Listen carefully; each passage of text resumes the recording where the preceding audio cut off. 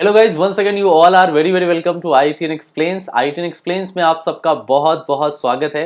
मैं उम्मीद करता हूँ आप बहुत बढ़िया होंगे और आपकी प्रिपरेशन भी बड़ी कमाल की चल रही होगी। तो गाइज, इस वीडियो को लाने का मेन पर्पस ये है कि अभी हम कुछ इंपॉर्टेंट मुद्दों के ऊपर बात करने वाले हैं, खास तौर पे उन बच्चों के लिए जो जेईई मेंस का अटेम्प्ट दे चुके हैं या जो अप्रैल के लिए बेसब्री से इंतजार कर रहे हैं, और वो बच्चे जो एडवांस के लिए बहुत सीरियस एस्पिरेंट्स हैं, उनको किस तरीके से प्रिपरेशन करनी चाहिए। तो आज हम इन सारे मुद्दों के ऊपर एक एक करके बात करेंगे, क्योंकि गाइज मैंने देखा है लास्ट मोर देन 11 और 12 यूट्यूब वीडियो से ये कमेंट लगातार आ रहा है कि सर मेंस और एडवांस के बीच में किस तरीके से एक तालमेल बिठाया जा सके। और मेरी जो भी स्पेशल क्लासेस होती है अनअकैडमी पे, फ्री क्लासेस 9:30, उस पर भी ये कमेंट बहुत ज़्यादा देखने को मिलता है कि सर मेरा मेंस अच्छा नहीं गया या मेंस बहुत अच्छा गया, सर मैं क्वालिफाई होऊंगा या नहीं होऊंगा, या क्वालिफाई हो चुका तो क्या मुझे एडवांस शुरू कर देना चाहिए। ऐसी बहुत तरह की क्वेरीज आ रही हैं। तो मैं एक एक करके इन सारे क्वेरीज को यहाँ पर रिप्लाई करूंगा और ये आपके लिए बहुत बेनिफिशियल होगा। छोटी सी वीडियो है बट आपके लिए बहुत काम की होने वाली है। तो सबसे पहले गाइस, उन बच्चों के लिए मैं सबसे ज्यादा पूछा जाने वाला क्वेरी कि सर मेरा मेंस का 2 अटेम्प्ट बहुत बढ़िया नहीं गया है, तो क्या मुझे थर्ड अटेम्प्ट पे ज्यादा फोकस देना चाहिए या एडवांस ओरिएंटेड प्रिपरेशन करना चाहिए। ये बहुत ही लॉजिकल क्वेश्चन है और बहुत ही वाजिब सवाल है जो कि जनरली बच्चों के अंदर होती है। तो गाइज, मैं यहां पर आपको ये बोलना चाहूंगा कि आपका 2 अटेम्प्ट अच्छा नहीं गया है तो आपको ये नहीं सोचना है कि 2 अटेम्प्ट बुरा चला गया तो तीसरा भी बुरा जाएगा। जी नहीं बेटा, ऐसा नहीं है। हर चीज में पॉजिटिविटी आपको ढूंढनी चाहिए। जो आपका थर्ड अटेम्प्ट होने वाला है, जो अप्रैल अटेम्प्ट होने वाला है, इस अटेम्प्ट में आपको अपना 100% देना है और ये मान के देना है कि इस अटेम्प्ट में मैं मतलब इतना बढ़िया तो कर पाऊंगा कि मैं एडवांस के लिए क्वालिफाई हो जाऊंगा। सो आपको जेईई मेंस अटेम्प्ट के लिए और साथ ही साथ जेईई एडवांस अटेम्प्ट के लिए, दोनों के लिए साथ ही साथ पैरेलल प्रिपरेशन करनी होगी। अगर आप पैरेलल प्रिपरेशन नहीं करेंगे तो ये कहीं ना कहीं आपके लिए दिक्कत हो सकता है, क्योंकि आपको पता है जेईई मेंस और एडवांस के लेवल में बहुत ज्यादा का डिफरेंस देखने को मिलता है। मतलब आप सडन जंप नहीं ले सकते हैं। मतलब अगर आपने प्रिपरेशन जेईई मेंस लेवल की है, और मुझे कहते हुए बहुत दुख भी हो रहा है कि जिस लेवल पे जेईई मेंस इस बार पूछा गया है, नीट से भी बिलो लेवल इस बार चला गया, केमिस्ट्री और फिजिक्स चला गया है। पर आप ये ना सोचे कि एडवांस आपके साथ ऐसी हरकत करेगा। एडवांस हर बार आपको सरप्राइज करता है। लास्ट ईयर किया था, उससे पहले किया, उससे पहले किया, उससे पहले किया, और 15 के बाद से तो लगातार सरप्राइज दे रहा है आपको 2015 के बाद। सो आपको बहुत ही ज्यादा प्रिपेयर रहना है अपने एडवांस के लिए, क्योंकि एडवांस एक बहुत ही जबरदस्त लेवल का क्वेश्चन लेके आता है। और आपको पता है कि एडवांस के अगर एक सवाल भी आप गलत करते हो तो आपका रैंक जहां 2000 बनने वाला था वहां सडनली 8000 चला जाता है, और अगर आपने एक और सवाल गलत कर दिया तो आप सडनली 12000 या उसके पीछे चले जाते हैं। सो कहने का ये मतलब है कि आप बिल्कुल भी रिस्क नहीं ले सकते एडवांस के लिए।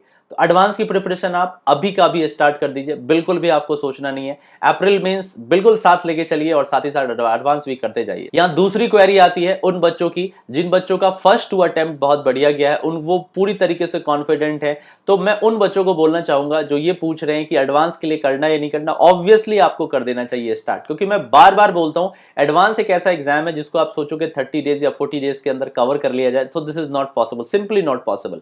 बिकॉज अगर जेईई मेंस इतना बिलो चला गया है, इतना बिलो चला गया है कि एक्सट्रीम लेवल का गैप हो जाएगा। जेईई मेंस बिल्कुल आसान पूछ दिया गया और एडवांस आपको पता है कैसा पूछा जाता है। तो जो जंप है ना, इतनी हाई एनर्जी पे जंप आप 30 डेज 40 डेज के अंदर नहीं कर पाओगे। आपको मिनिमम जंप के लिए 3 महीने चाहिए ही चाहिए, ठीक है। कम से कम 90 डेज आपको चाहिए मिनिमम मेरे हिसाब से। तो ये राइट टाइम है। आपका एग्जाम 3 जुलाई को है और आज 20 या 21 का डेट है। तो आप समझ रहे हो कि आपके पास टाइम बिल्कुल 100 डेज के आसपास बचा हुआ, 102 डेज के आसपास। सो आपको तैयारी बिल्कुल स्टार्ट कर देनी चाहिए। इसी बात मैं उन बच्चों के लिए करना चाहता हूं जो बच्चे बहुत ही ज्यादा फोकस और बहुत ही ज्यादा सीरियस स्टूडेंट है। गाइज, मैं आपको ये बताऊंगा कि एडवांस को कभी भी ग्रांटेड मत लेना कि तुम कर ही लोगे। ये बहुत अच्छी बात है कि तुम बहुत मेहनत कर रहे हो, तो होने के हाईएस्ट प्रोबेबिलिटीज होती है। लेकिन एडवांस बहुत ही अनएक्सपेक्टेड एग्जाम होता है। इसमें एक्सपेक्टेशंस नहीं लगाए जा सकते कि लास्ट ईयर ऐसा पूछा गया था तो इस बार भी ऐसा ही पूछा जाएगा। सो आपको हर एक केस के लिए, और जो मैं बोलता हूं ना, वर्स्ट केस सिनेरियो के लिए तैयार होना चाहिए कि अगर इस लेवल पर भी पेपर आ जाता है, अगर एक्सट्रीम डिफिकल्ट भी पेपर पूछ दिया जाता है तो भी मैं कट ऑफ क्लियर कर लूंगा। और बहुत ही सिंपल या मॉडिफाइड पेपर, देखो मॉडिफाइड में और सिंपल पेपर में एडवांस के रिसेंट ईयर के पेपर्स को कंपेयर करके बता रहा हूं। अगर आपको लगता है कि एडवांस का पेपर जैसे कि 2006 का पेपर था, 2012 का पेपर था, जैसे कि आप देख लीजिएगा 2014 का पेपर था, अगर आपको लगता है कि नॉर्मल या ठीक ठाक सा पेपर जैसा पूछा जा रहा है उस तरह का पेपर पूछा जाता है तो कट ऑफ थोड़ा हाई होता है। तो उस कंडीशंस के लिए भी आपको प्रिपेयर करके रखना है। कि पेपर नॉर्मल आ गया तो हम क्या करेंगे, पेपर बहुत ज्यादा डिफिकल्ट आ गया तो हम क्या करेंगे। तो आपको कभी भी ग्रांटेड नहीं लेना है कि मेरा मेंस बहुत बढ़िया हुआ है, 99.9 आया है, 99.96 आया, 98 आया, 99 आया है तो एडवांस हो ही जाएगा। ऐसा कई बार देखा गया है कि 99.99 परसेंटाइल वाले के भी रैंक 6000 7000 आ जाते हैं, किसी तरीके से हो जाता है। और जिस बच्चे के 98 99 परसेंटाइल थे वो बच्चा कहीं ना कहीं एडवांस में 500 के अंदर रैंक ले आता है। तो ये टोटली डिपेंड करता है कि आपने खुद को कैसे प्रिपेयर किया है मेंस के बाद। तो जो बच्चे बहुत ही सीरियस एस्पिरेंट्स हैं वो बच्चे बहुत ही ज्यादा कहते हैं ना फूक फूक के कदम उठाना आपको एडवांस के लिए। तो 3 तरह के केसेस को मैंने डिस्कस आपके सामने किया है। तो ओवरऑल कंक्लूजन क्या निकला मैं एक बार बता देता हूं। कंक्लूजन ये निकला है कि जो भी बच्चे जिनका अटेम्प्ट अच्छा नहीं गया है 2 अटेम्प्ट, वो अप्रैल के लिए भी प्रिपेयर करे और एडवांस के लिए भी प्रिपेयर करे, अगर आप एडवांस के पॉइंट ऑफ व्यू से पढ़ रहे हैं तो ठीक है। और दूसरी चीज, जिन बच्चों का दोनों पेपर अच्छा गया है वो तीसरे पेपर के लिए करे और एडवांस के लिए करना ही करना है आपको। थर्ड पेपर से बोलोगे क्या होगा, हमारा तो 2 अच्छा चला गया।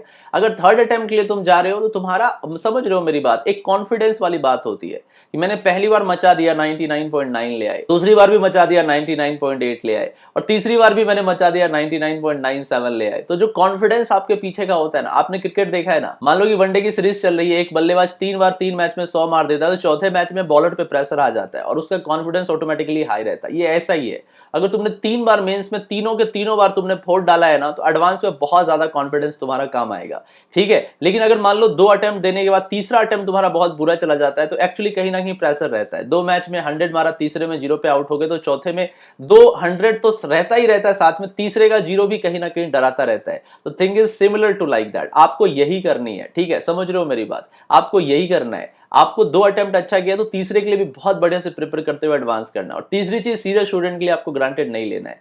हर तरह के बच्चे जो भी एडवांस के लिए एग्जाम देना चाहते हैं वो पूरी तरीके से पॉजिटिव माइंडसेट के साथ आप मेहनत कीजिए, पीछे मुड़ के नहीं देखना है, बस आगे की तरफ देखिए, पॉजिटिव एनर्जी के साथ आइए। और मैं आपको ये बता देता हूं, मेरे एडवांस बूस्टर डेली चल रहे हैं यूट्यूब पे, आप जानते हो। हम आपको ऑल्टरनेट डेज में एक वीडियोस दिखा देते हैं, डेली कुछ ना कुछ आपके लिए लेके ही आते हैं और आपसे तो हम और भी कुछ कुछ चीजें आपको दिखाते रहेंगे, अलग अलग तरह की वीडियोस भी आती रहेंगी। तो आपको एडवांस बूस्टर हर हाल में देखना है चैनल के ऊपर, जो भी मेरी आती है लाइव एडवांस बूस्टर, जहां पे मैं ऑर्गेनिक इनऑर्गेनिक कर रहा हूं, और भी बहुत सारी चीजें आएंगी, अभी टाइम है 3 साढ़े 3 महीने का, ठीक है। तो ये रही आपके पास पहली चीज। दूसरी चीज गाइज मैं ये बताऊंगा, हमारे लक्ष्य बैच अनअकैडमी प्लस पे है, आप उसको भी देख सकते हैं, उसको इनरोल कर सकते हैं, कोड IITN एक्सप्लेन से। इसके अलावा मैं अप्रैल मेंस वाले बच्चों के लिए भी एक बैच लेके आया हूं, 12 लेक्चर का एक है, उसके अंदर हम ऑर्गेनिक या इनऑर्गेनिक पूरा कवर करा देंगे। इसके अलावा ईयर लॉन्ग प्रोग्राम में इवॉल्व भी हमारे लॉन्च हुए, आप उसको भी देख सकते हैं, सबका कोड सिमिलर है। तो overall best of luck guys, आप सबको ढेर सारी शुभकामनाएं, बहुत बहुत बहुत बहुत शुभकामनाएं, खूब मेहनत कीजिए और उम्मीद करते हैं कि ये 2021 का साल आपके लिए ढेर सारी खुशियां लेके आएगा और इस साल के अंदर आप बहुत बढ़िया करेंगे। लास्ट ईयर अगर नहीं हो पाया है, जो ड्रॉपर्स बच्चे हैं उनको तो एक्स्ट्रा तौर पे मैं शुभकामनाएं दूंगा, और जो 12th वाले बच्चे हैं जो इस बार एग्जाम दे रहे हैं उनको मतलब ढेर सारा प्यार और आशीर्वाद। आप बहुत बढ़िया कर रहे हो, आप इसी साल अच्छा करो, ड्रॉप लेने की जरूरत भी ना पड़े। और जो ड्रॉप लेने का सोच चुके हैं उनको भी मैं बोलूंगा, अगर ड्रॉप का सोच ही चुके हो, तुम्हारी प्रिपरेशन 11 और 12 की अच्छी नहीं हुई है, तो हमारे कोर्सेज चल रहे हैं, year long courses, evolve batch के और ड्रॉपर्स के भी कोर्सेज आएंगे, कोड है IITN एक्सप्लेन्स, आप यूज कर सकते हैं, ठीक है। तब तक के लिए खूब मेहनत करते रहिए, आगे बढ़ते रहिए, पढ़ते रहिए, मचाते रहिए, मेरा ढेर सारा प्यार और आशीर्वाद। Bye bye, take care, have a nice day.